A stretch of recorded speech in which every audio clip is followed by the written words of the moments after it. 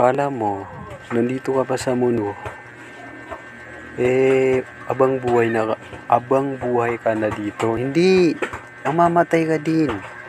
Yung dito sa mundo nito, mawawala din sa iyo ang lahat.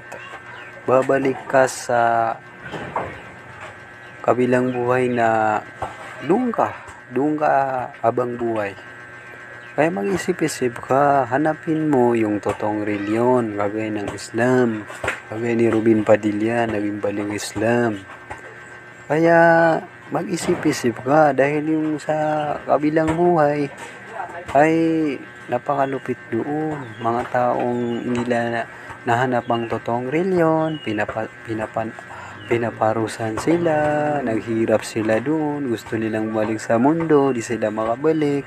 Kaya nandito ka pa sa mundo na chance mo to.